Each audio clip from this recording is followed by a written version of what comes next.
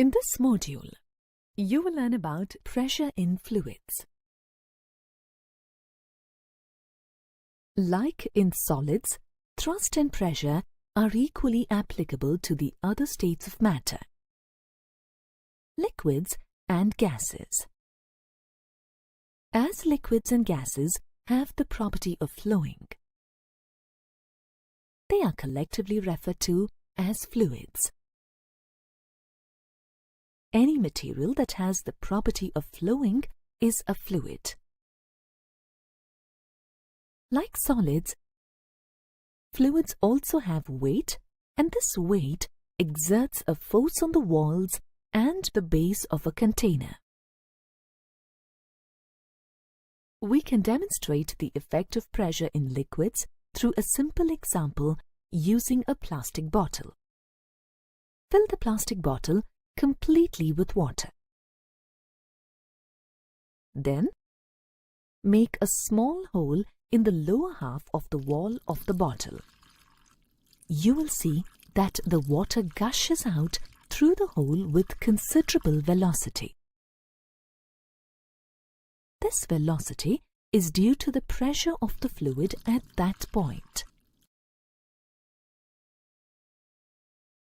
Now let's learn about the other forces found in fluids.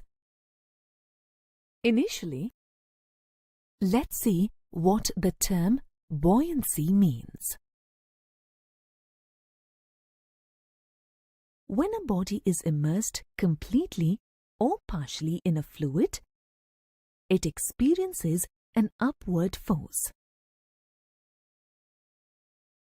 The upward force exerted by a fluid on any object when the object is immersed in that fluid is called upthrust. The buoyant force, or simply buoyancy. The concept of buoyancy explains why certain objects float on water while others sink. All objects experience buoyant force when immersed in water. Floating and sinking of objects in water depends on how the density of the object compares with the density of water. An experiment will help us illustrate this concept. First, we take a beaker filled with water. Find two identical coins, one of iron and the other of plastic. Place both the coins on the surface of the water. The density of water is 1000 kg per cubic meter. The density of iron is 7000 kg per cubic meter. The density of plastic is 800 kg per cubic meter. The plastic coin floats and the metal coin sinks. So, how can we determine whether the buoyant force on an object will exceed its weight? The magnitude of this buoyant force depends on the density of the fluid. Therefore, the floating and sinking of objects in water depends on how the density of the object compares with the density of water. The plastic coin floats in water because the density of the plastic coin is less than the density of water. Therefore, the upthrust of water on the plastic coin is greater than the net weight of the coin. On the other hand, the iron coin sinks because the density of the iron is higher than the density of water. Therefore, the upthrust of water on the metal coin is not able to overcome the net weight of the coin. Thus, according to the principle of buoyancy, Objects with density less than that of a given liquid float when placed in that liquid. Objects with density greater than a given liquid sink when placed in that liquid. As we saw, the density of iron is greater than that of water. But our ships are built of iron and steel parts, and they don't seem to have any problems staying afloat in water. To better understand why a ship floats, let's look at a very simple everyday example of buoyancy. Take an empty plastic bottle and close its cap airtight. Put the bottle in a bucket filled with water.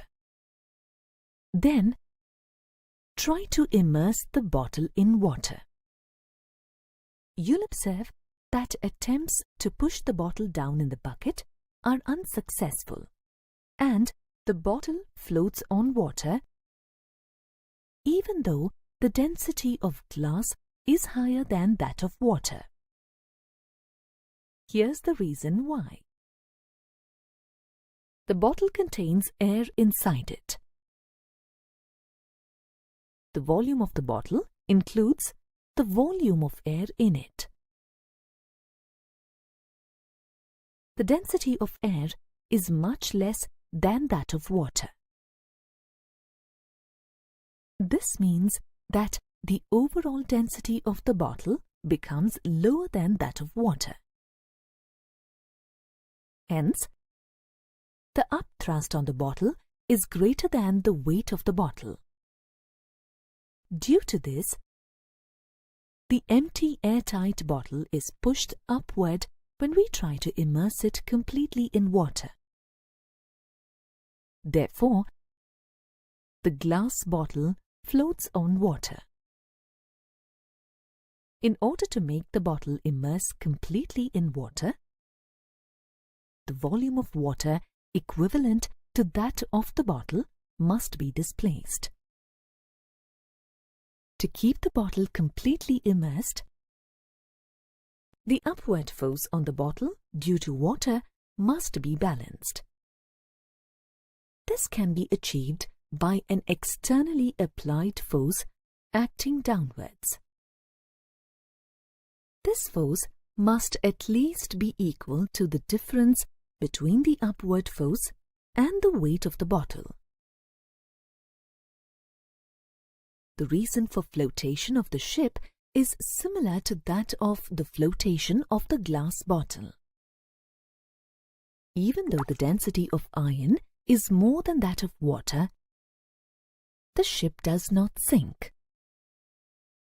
The total volume of the ship includes the volume of the air in the ship and the volume of the metal used in making of the ship.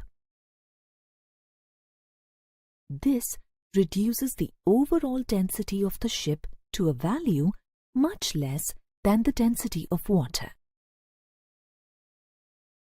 Hence, the ship does not sink.